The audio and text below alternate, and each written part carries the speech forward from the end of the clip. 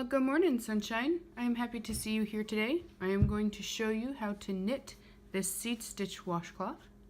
The color pattern that you see is called planned pooling or color pooling. I call it color pooling because I did not plan it, but it looks like I did, and I will take credit for that. And it makes this X with the mixture in the middle, and then it comes up to these corners. If I had continued out longer and made a very wide scarf out of this, it would have come back to this cross here, and we would have whites and crosses, and it would look absolutely fabulous. And we do that with this variegated yarn that as it comes off the spool, it changes colors. So it goes red to white to navy blue, back to white, back to red.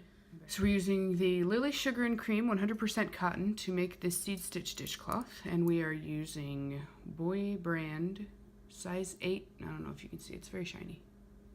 Size 8 5mm knitting needles. These are aluminum knitting needles, so they slip really, really well with the cotton yarn, and they're just delightful to work with. I am now ready to cast on 35 stitches using the long tail cast on method.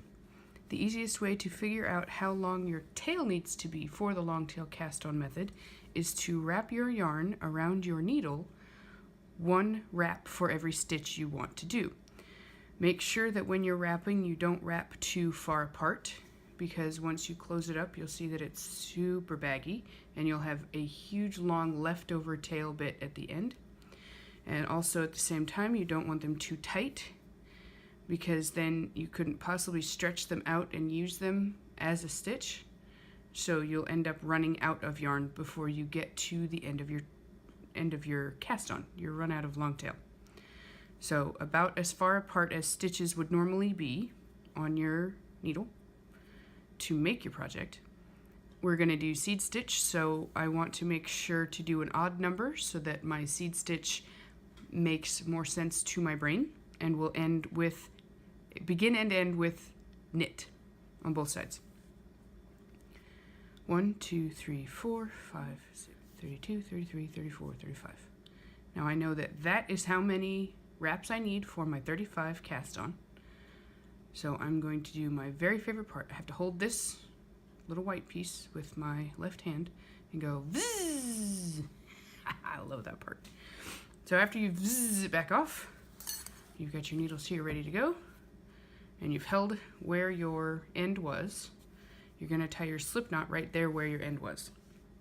Holding right here where the end of my long tail is, I'm going to do my slip knot, which is going to go over, under, and across. I'm going to pinch here where my end of my long tail is so I don't lose it. And I've got my cross here, up between the two fingers. Reach and grab that extra piece, pull tight. I do have this little extra piece here between where my long tail ended and my knot. That's okay, it gives me a little extra tail. Make sure I don't run out too soon. One more time for the slip knot, holding where I end my tail, over, under, across, grab it, in between, pinch, pull off. I have an even longer, but that's okay. So there is my slip knot. I put my needle in, pull on the ball string. So now we have long tail string, has blue on the end so I can pay attention to it. Long tail string, ball string. This is attached to my giant cone of red, white, and blue yarn. Ball string. Whoops, let me get some extra. There we go. So when you're ready to cast on, you only need one of your needles for the long tail cast on. Set the other one aside, keep the ball company.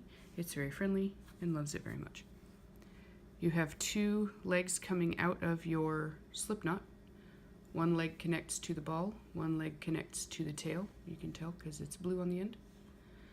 You want the tail leg in the back and the ball leg in the front. You're going to wrap the tail leg as if to tension. With me, I tension by going across my pinky, curling between the two fingers, under the pinky, flip the hand over so that it makes a cross on the underside. Tuck my first finger under, turn my hand, and grab my knot. This is how I tension my work, whether I'm knitting or crocheting. In knitting, this is called continental style. Now that I have my yarn tensioned and my work held the way I want it, I actually let go, use my 3 fingers to grab the ball string, this loose piece here. I'm going to tuck my thumb along my first finger, pull it back and around, and now I have a teardrop cross around my thumb. So the ball string makes a teardrop cross around the thumb. The tail string is tensioned as if you were going to really knit with it. And we are going to do the long tail cast on method. Long tail cast on, you bring your needle up along your thumb so it comes into that teardrop. Grab the tail yarn as if you're going to knit it. Bring it through, you now have a stitch. Now to make this stitch look correct, you pop your thumb out, bring it down, and drag it out along your ball string to tighten up this bottom piece. One more time, you bring it back up. Now you've got your cross again, teardrop just like before. Bring your needle up along your thumb into the middle of the teardrop, around to grab your tail, through that teardrop again to make your stitch. Drop your thumb out, drag it down along the ball string, and you've tightened up another stitch. One more time, bring it up with a cross, along your thumb, into the middle, grab that tail string, through to make your stitch. Drop your thumb out, drag it down to tighten that stitch, and it brings it back up into the cross. Last time, up in the middle, catch your stitch, through the middle again, drop, and tension. And it crosses again. I'm going to cast on 35. I do count my slip knot as a stitch. I count my slip knot as a stitch, and then I cast on 34 more after that. So 1, 2, 3, 4, 5. I'm going to go a little slow at first, and then pick up speed so that you can see how quickly this can be done. 1, 2, 3, 4, 5, 6, 7, 8, 9, and 10. That's going to be the last of my slow ones. Make sure I'm not tangling. And here we go at speed. That was 10.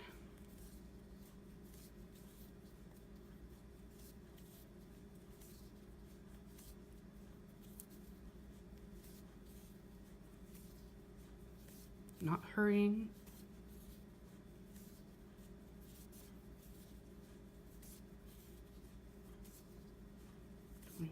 I try not to make this pull too tight when I tighten it so that it doesn't bunch the stitches together and make them so they don't spread out nicely.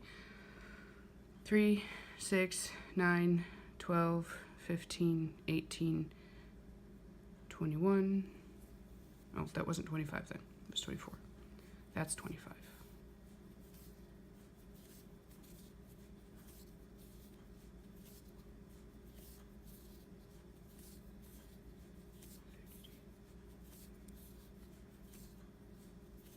And that should be 35. So I have a bit of a long tail. That's perfectly fine. I can either weave that in at the end, or I can weave that in as I knit my first row. I will probably weave that in with a needle at the end, just because it is such a dark color. It will stand out really boldly against the white that I'm about to start knitting with off my ball. Double check your count. Always double check your count before you start. 1, 2, 3, 4, 5, 6, 7, 8, 9, 10, 11, 12. 14, 15, 16, 17, 18, 19, 20, 21, 22, 23, 24, 25, 26, 27, 28, 29, 30. 1, 2, 3, 4, 5. Perfect. The next thing I do, I tie my loose tail and my ball thread just in an overhand knot. Very simple, very quick. Just cinch and it's done. That's just for me, for my aesthetics. It's not necessary, it's just what I do. And now, in order to get started knitting, I again wrap my tension, so under, over, across, tuck under, and rather than grabbing the knot, I grab the whole needle. So I knit continental style, which means I hold my yarn and my needle that holds all my loops in one hand, and my working needle in the other hand, and it doesn't do anything but work the stitches.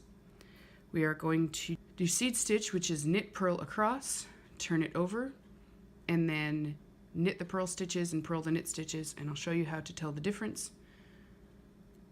Starting with knit. Good gracious. Knit is insert under the front leg, wrap around, bring it back through, toss that stitch off. Now we're going to purl, so we bring the yarn to the front, knit in the back of the front leg, wrap the yarn around, pull it through, toss it off. Back to knit, and the yarn naturally goes to the back so you don't have to work on that. And behind the front leg, through, wrap around, pull through, push off, back to purl, yarn in front, under the front leg, down, out, off. Knit, in, around, out, off, purl, in, around, out, off. Knit, purl, knit, purl. And as I go, I cinch the work from the back end and push it along the new needle so that it's out of the way, and I don't have to reach or stretch my stitches to get the next stitch ready to go near the end of the needle. We want to keep the up and coming stitches close to the tip, but not so close that they fall off, while at the same time pushing the worked stitches out of the way so that they don't bunch and push the stitch, misshaping and malforming and making everything miserable. So the first row is now done. As you look at the stitches, and when I get close to my camera, my light goes really wonky. When you look at the stitches, you'll see some look like a V or a triangle, and some look like a bump. These V's are your knit stitches. These bumps are your purl stitches. So we've got knit and purl, knit and purl, knit and purl. When we flip our work over, we see the same bumps and V's, knit and purl, knit and purl, knit and purl.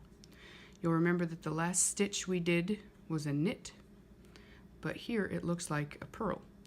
So the back of all of your knit stitches looks like a purl, and the front of all your purl stitches, or the back of all your purl stitches, looks like a knit.